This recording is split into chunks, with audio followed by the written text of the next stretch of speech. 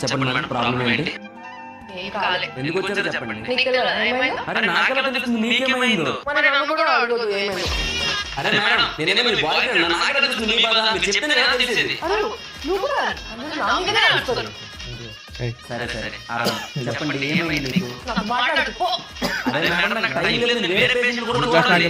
అంతేలే, నా కోసం ఎందుకు టైం ఉంటది?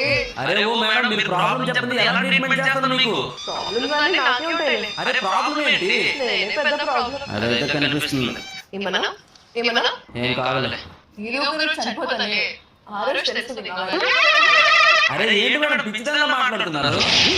నీకు అంత ప్రాబ్లం ఉంటే వదిలే, నాకు ట్రీట్మెంట్ చేయకు. మేడం, నేను డాక్టర్ని, పేషెంట్ ఎలా వదిలేస్తాను? చెప్పండి, మీ ప్రాబ్లం ఏంటి చెప్పండి. ఇప్పుడు నాకు చెప్పాలని లేదు. మీకు ఎందుకు చెప్పాలని లేదు? ఎందుకంటే వేరే పేషెంట్ కూడా చూస్తావు. డాక్టర్ మేడం, నేను కాదు ఇంకెవరు చూస్తారు?